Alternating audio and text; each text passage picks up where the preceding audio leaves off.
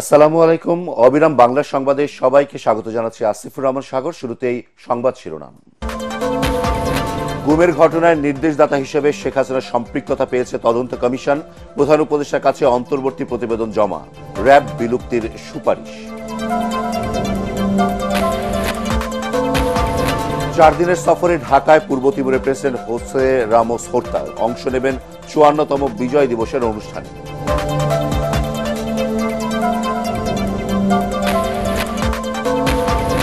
শুরু হলো Shibbari Dhaka Gazipur BRT lane AC bus চলাচল। গাজীপুর ঢাকা রেল রুটে 2 জোড়া কমিউটার ট্রেন সার্ভিসের উদ্বোধন।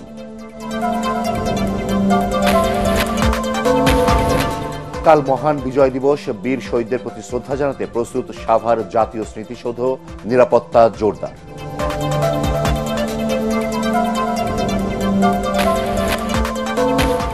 এবং লাখো পর্যটকের পদচারণায় মুখরিত কক্সবাজার। টানা 4 দিনের ছুটিতে সমুদ্র সৈকতে ঢল, নিরাপত্তা জোরদার।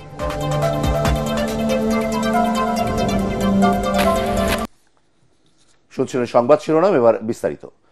গুমের ঘটনায় নির্দেশদাতা হিসেবে সাবেক প্রধানমন্ত্রী শেখ হাসিনার সম্পৃক্ততা পেয়েছে গুম সংক্রান্ত তদন্ত কমিশন। রাষ্ট্রীয় অতিথি ভবন যমুনায় প্রধান উপদেষ্টা ডক্টর মোহাম্মদ ইউনূসের কাছে অন্তর্বর্তী প্রতিবেদন জমা দিয়েছে কমিশন। একই সাথে র্যাব বিলুপ্তির সুপারিশ করা হয়েছে। রিপোর্ট করছেন Monir Hossain Tapu. Unfolding the truth শিরোনামে অন্তর্বর্তী প্রতিবেদন জমা দিয়েছে গুম সংক্রান্ত তদন্ত কমিশন। এ পর্যন্ত ১৬৭৬টি অভিযোগের মধ্যে ৭৫৮ জনের অভিযোগ যাচাই বাছাই করা হয়েছে। গুমের ঘটনায় নির্দেশদাতা হিসেবে সাবেক প্রধানমন্ত্রী শেখ হাসিনার সম্পৃক্ততা পেয়েছে কমিশন। এছাড়াও হাসিনা প্রশাসনের বেশ কয়েকজন ঊর্ধ্বতন কর্মকর্তারও সম্পৃক্ততা পাওয়া গেছে।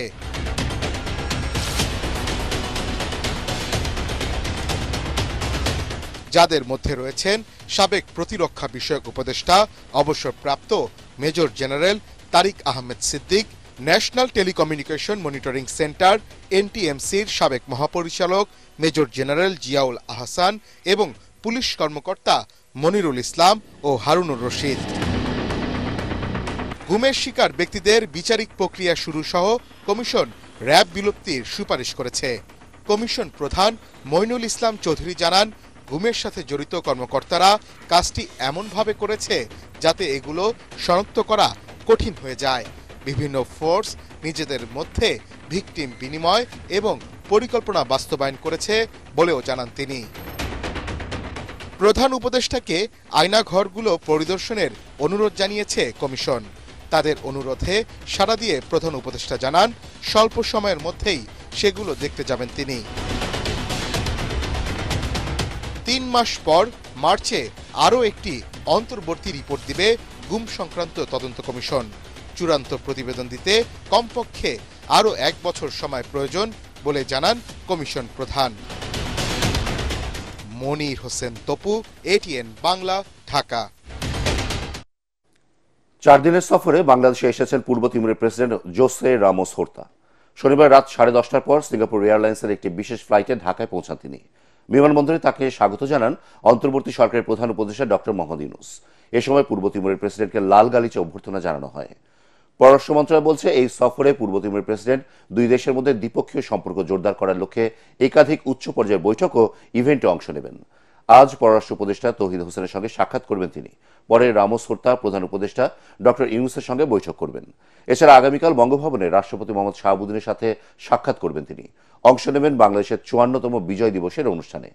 17 ডিসেম্বর পর্যন্ত বাংলাদেশে অবস্থান করবেন পূর্ব তিমুরের প্রেসিডেন্ট জোসে রামোস হোর্তা।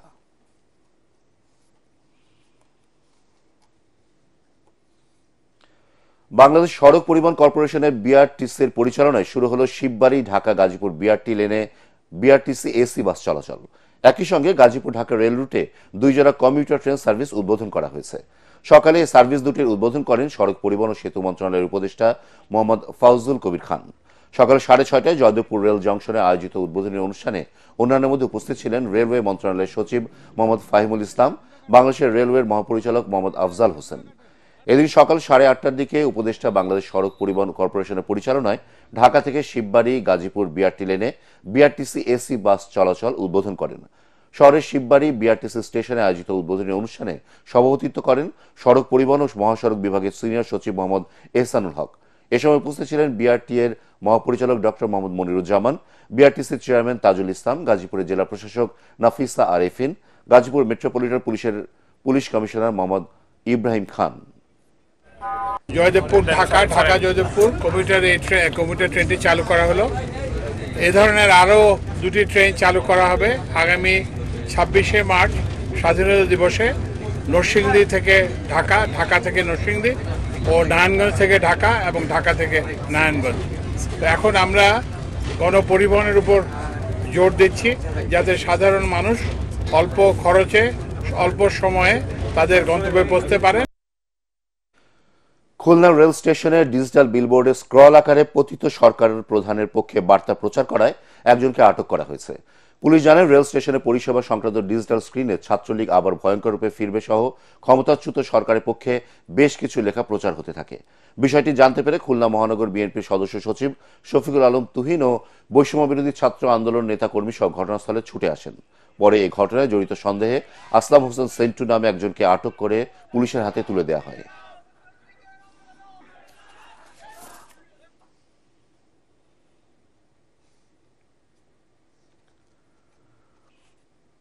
এবার মহান মুক্তিযুদ্ধ নিয়ে আমাদের বিশেষ আয়োজন মুক্তিযুদ্ধের বিজয় গাথা।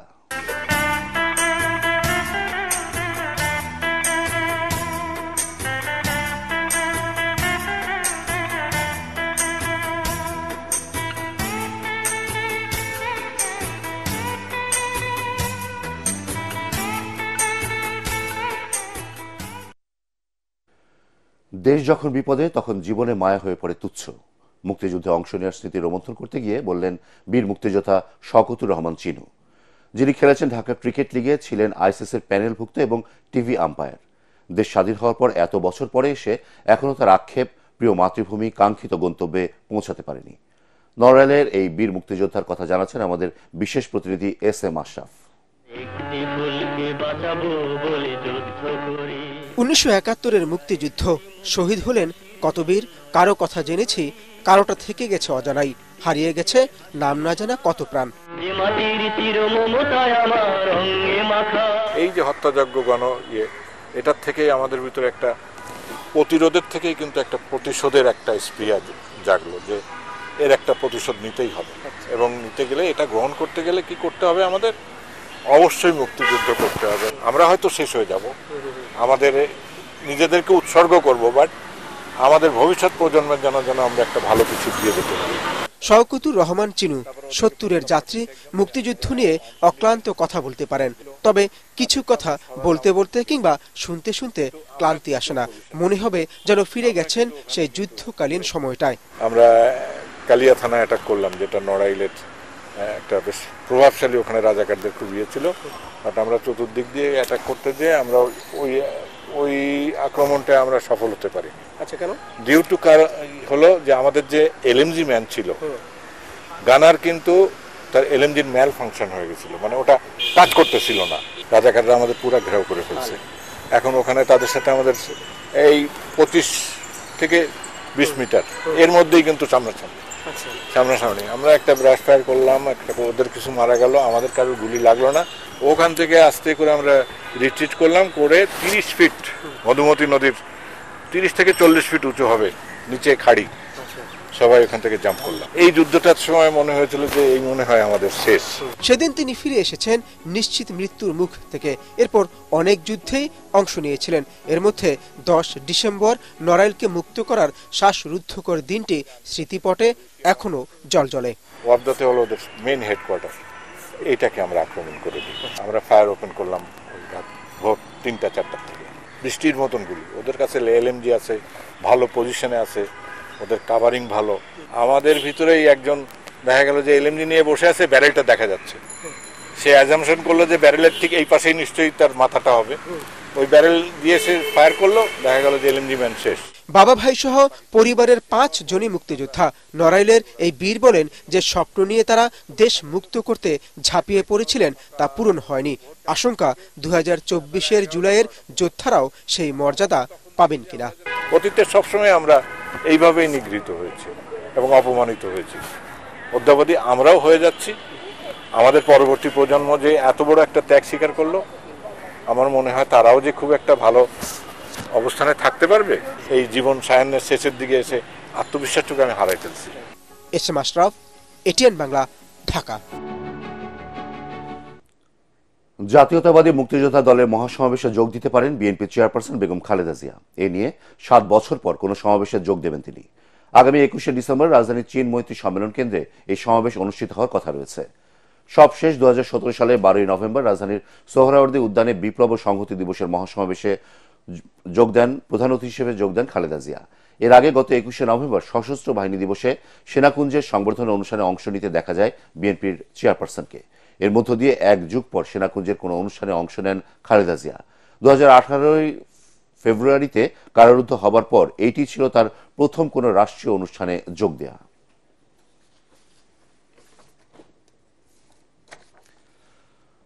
আগামীকাল ১৬ই ডিসেম্বর মহান বিজয় দিবস। বিজয় দিবসে জাতির শ্রদ্ধার ভালোবাসা সিক্ত হতে পুরোপুরি প্রস্তুত সাভার জাতীয় স্মৃতিসৌধ। এরই মধ্যে পুরো স্মৃতিসৌধ এলাকা ধুয়ে মুছে পরিষ্কার পরিচ্ছন্ন করা হয়েছে। রং তুলির কাজও শেষ। নিরাপত্তার চাদরে ঢেকে ফেলা হয়েছে স্মৃতিসৌধ এলাকা। সাভার থেকে শেখ বাশারের রিপোর্ট, জানাচ্ছেন খায়রুল ইসলাম। আজ বাদে কাল মহান বিজয় দিবস। শ্রদ্ধা আর ভালোবাসায় মহান মুক্তিযুদ্ধের বীর শহীদদের স্মরণ করবে জাতি। শ্রদ্ধা নিবেদনের জন্য প্রস্তুত সাভার জাতীয় স্মৃতিসৌধ।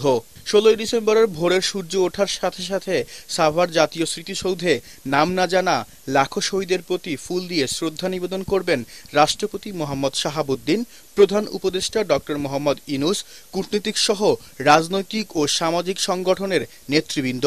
সর্বস্তরের মানুষের শ্রদ্ধা ভালোবাসায় ভরে উঠবে স্মৃতিসৌধ। মহান বিজয় দিবসকে সামনে রেখে বাহারি ফুলের সমারোহে সাজিয়ে তোলা হয়েছে জাতীয় স্মৃতিসৌধ প্রাঙ্গণ। ২ সপ্তাহ ধরে পরিচ্ছন্নতা কর্মী কাজ করছেন স্মৃতির এ মিনারের পরিচ্ছন্নতা ও সাজসজ্জায়। আমরা গণপূর্ত অধিদপ্তরের পক্ষ থেকে পুরো স্মৃতিসৌধ কমপ্লেক্সকে ধুয়ে মুছে পরিষ্কার পরিপাটি করা, ফুল দিয়ে সাজানো, রং তুলির কাজ, সিসি ক্যামেরা স্থাপন, লেক সংস্কার সহ সকল কার্যক্রম সম্পন্ন করেছি। সাভার স্মৃতিসৌধ মহামান্য রাষ্ট্রপতি, মাননীয় প্রধান উপদেষ্টা সহ লক্ষ লক্ষ জনতার শ্রদ্ধা নিবেদনের জন্য পুরোপুরি প্রস্তুত রয়েছে। নিরাপত্তা ব্যবস্থাকে জোরদার করতে পুরো এলাকাকে আনা হয়েছে সিসিটিভির আওতায়। এই ২৩ কিলো রোড এবারে ভিন্ন প্রেক্ষাপটে, এটা মাথায় রেখে আমরা পুরা নিরাপত্তা ব্যবস্থাকে সাজিয়েছি।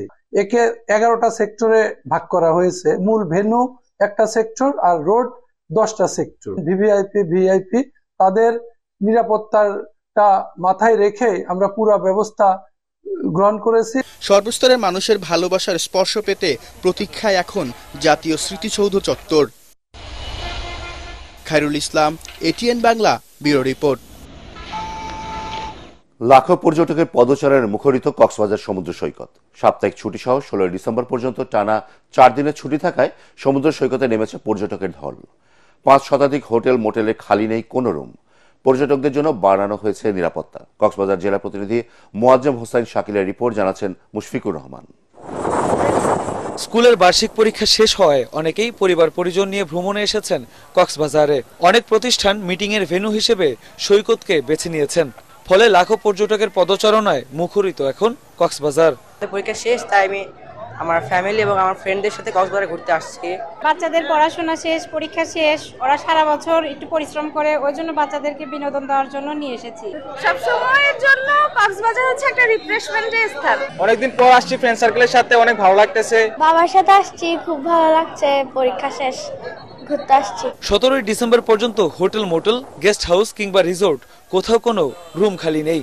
১৮ ডিসেম্বর থেকে ২৫ ডিসেম্বর পর্যন্ত কিছু রুম খালি হওয়ার সম্ভাবনা থাকলেও 31st নাইট পর্যন্ত শতভাগ রুম অগ্রিম বুকিং নেওয়া হয়েছে বলে জানান হোটেল মালিকরা।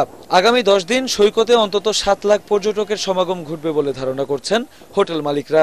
এমন অনাকাঙ্ক্ষিত ঘটনা ব্যতীত আমরা ইনশাল্লাহ এই ডিসেম্বর পাস করতে পারবো। এবং শুধু ডিসেম্বর নয়, এখন থেকে মার্চ পর্যন্ত, 30শে মার্চ পর্যন্ত কক্সবাজার পর্যটন নগরী পর্যটনে ভরপুর থাকার সম্ভাবনা দেখা দিয়েছে। পর্যটকদের নিরাপত্তার স্বার্থে টুরিস্ট পুলিশের টহল দ্বিগুণ করা হয়েছে। পাশাপাশি গাইড হিসেবেও কাজ করছে টুরিস্ট পুলিশ। আমরা পর্যটকদের সার্বিক নিরাপত্তার জন্য আমরা এই 3 জায়গায়, বিশেষ করে লাবণী পয়েন্ট, সুগন্ধা এবং কলাতলি পয়েন্টে আমরা স্পেশাল মোবাইল পার্টি দিয়েছি। ভরা মৌসুমে কক্সবাজার ভ্রমণে আগে থেকেই হোটেল বুকিং করে যাওয়ার পরামর্শ দিয়েছেন সংশ্লিষ্টরা। মুশফিকুর রহমান, এটিএন বাংলা। ময়লা আবর্জনার ভাগাড়ে পরিণত হয়েছে বরগুনা 250 শয্যা জেনারেল হাসপাতাল। এর মধ্যেই দেয়া হচ্ছে জরুরি চিকিৎসা। ডেঙ্গু সহ বিভিন্ন রোগের চিকিৎসা নিতে ভোগান্তির শিকার হচ্ছেন রোগীরা।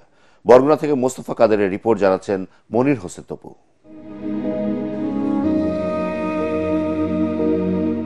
স্তূপ করে রাখা হয়েছে খাবারের উচ্ছিষ্ট ও হাসপাতালের বর্জ্য সহ নানা আবর্জনা। ছড়িয়ে ছিটিয়ে আছে ময়লা।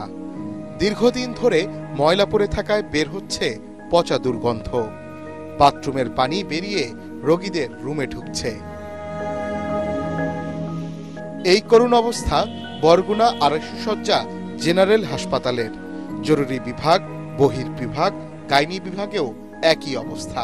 এই হাসপাতালের বাথরুমের পানি আমাকে রুমে যায়, আমাকে বাচ্চা যে রাখতে যে কোন জায়গায় হেয়ে রাখতে পারতেছি না। বাথরুমে ভাত অনেকগুলো কারি হয়ে গেছে, গন্ধে অনেক মানুষ অসুস্থ হয়ে পড়ছে। আর সন্ধ্যা হইলে মশার জ্বালায় বওয়া যায় না, একসেল মশায় কামড়ায়। জেলার 6 উপজেলার কয়েক হাজার মানুষ চিকিৎসা নিতে আসেন এই হাসপাতালে।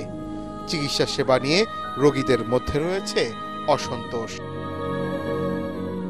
সিট পায় কেউ পায় না, কেউ কষ্ট করে নিচে বসিয়া, কেউ খাবারে কষ্ট। ডেঙ্গুর জন্য আমরা এখানে আসি, এখানে আসি যদি ডেঙ্গুই আমাদের ধরে তাহলে লাভ কি? আমরা বাচ্চা নিয়ে আসে জায়গায় পরিষ্কার রাখার জন্য আমি ঝাড়ু দিতে আসি। ডেঙ্গু রোগীর সংখ্যা তো দিন দিন বাড়তেছে। দেখেন 150 রোগী আর আমরা 2 জন সিনিয়র স্টাফ নার্স, এটা কি সম্ভব?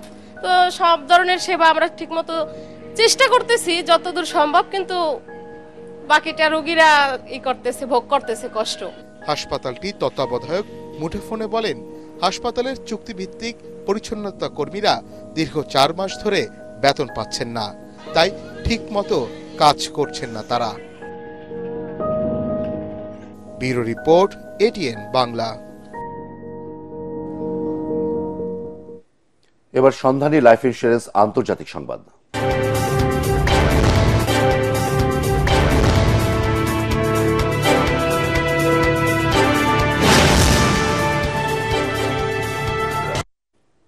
অভিবাসীদের ফেরত নিতে অস্বীকারী দেশগুলোর সঙ্গে ব্যবসায়িক সম্পর্ক ছিন্ন করার হুমকি দিয়েছেন নবনির্বাচিত মার্কিন প্রেসিডেন্ট ডোনাল্ড ট্রাম্প। মার্কিন প্রভাবশালী সাময়িকী টাইমের বর্ষসেরা ব্যক্তিত্ব নির্বাচিত হওয়ার পর সংবাদ মাধ্যমটিতে দেয়া এক সাক্ষাৎকারে তিনি এ মন্তব্য করেন। ট্রাম্প বলেছেন, যেসব দেশ অভিবাসীদের ফেরত নিতে অস্বীকার করবে তাদের জন্য ব্যবসা বাণিজ্যকে অত্যন্ত কঠিন করে তুলবেন তিনি। ওইসব দেশের বিরুদ্ধে চড়া শুল্ক চাপিয়ে দেওয়া হবে বলেও হুঁশিয়ারি উচ্চারণ করেন এই রিপাবলিকান নেতা। একই সাথে বলেন, যুক্তরাষ্ট্র শুধুমাত্র বৈধ উপায়ে লোকজনকে দেশে প্রবেশ করতে দেবে। ঘন কুয়াশা আর হিমেল হাওয়ায় বিপর্যস্ত সীমান্তবর্তী জেলা শেরপুর। শীতের দাপটে কাবু হয়ে পড়েছেন জেলার নিম্ন আয়ের মানুষেরা। মধ্যরাত থেকে সকাল পর্যন্ত বৃষ্টির মতো ঝরছে কুয়াশা। এতে সড়ক ও মহাসড়কে যানবাহন চলছে ধীর গতিতে। ভিড় বেড়েছে ফুটপাতের গরম কাপড়ের দোকানগুলোতে। একই সাথে বেড়েছে শীতজনিত বিভিন্ন রোগ। টানা শীত ও কুয়াশার কারণে রবি শস্যের ক্ষতির আশঙ্কা করছেন কৃষকরা। এবার পার্টেক্স খেলার খবর।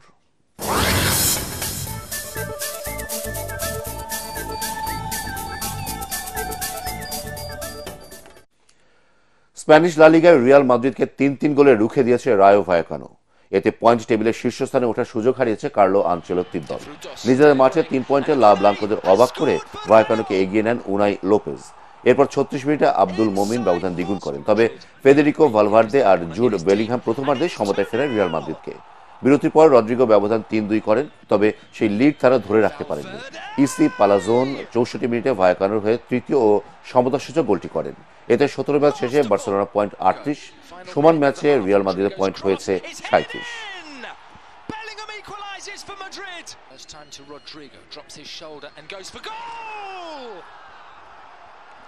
ইংলিশ প্রিমিয়ার লিগের হাই ভোল্টেজ ম্যাচে রাতে মুখোমুখি হচ্ছে দুই জায়ান্ট ম্যানচেস্টার সিটি ও ম্যানচেস্টার ইউনাইটেড। কোচিং ক্যারিয়ার ইতিহাসে সবচেয়ে খারাপ সময় কাটাচ্ছেন পেপ গার্দিওলা। লিগে তার দলের অবস্থান 5-এ। সবশেষ 5 ম্যাচে 4টিতে জয় নিয়ে মাঠ ছাড়তে পারেনি বর্তমান চ্যাম্পিয়নরা। তাই ম্যাচটি ঘুরে দাঁড়ানো মিশন ম্যানচেস্টার সিটির জন্য। ভালো অবস্থানে ম্যানচেস্টার ইউনাইটেডও। পয়েন্ট টেবিলের 13তে রয়েছে রেড ডেভিলরা। সবশেষ 5 ম্যাচে 2টিতে হেরেছে তারা। ম্যানচেস্টার ইউনাইটেডের নতুন কোচ আমরিমের জন্য কঠিন পরীক্ষা অপেক্ষা করছে। রাত 10:30টায় মাঠে নামবে দুদল।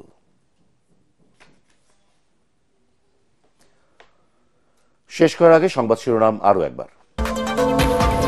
গুমের ঘটনায় নির্দেশদাতা হিসেবে শেখ হাসিনার সম্পৃক্ততা পেয়েছে তদন্ত কমিশন। প্রধান উপদেষ্টার কাছে অন্তর্বর্তী প্রতিবেদন জমা। র্যাব বিলুপ্তির সুপারিশ।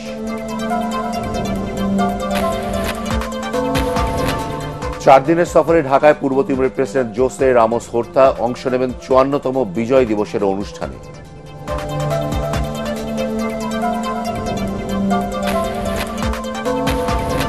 শুরু হলো শিববাড়ি ঢাকা গাজীপুর বিআরটি লেনে এসি বাস চলাচল। গাজীপুর ঢাকা রেল রুটে 2 জোড়া কমিউটার ট্রেন সার্ভিসের উদ্বোধন।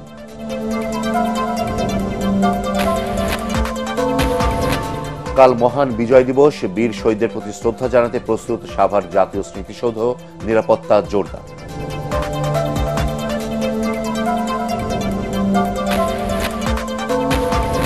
এবং লাখো পর্যটকের পদচারণায় মুখরিত কক্সবাজার। টানা 4 দিনের ছুটিতে সমুদ্র সৈকতে ঢল। নিরাপত্তা জোরদার।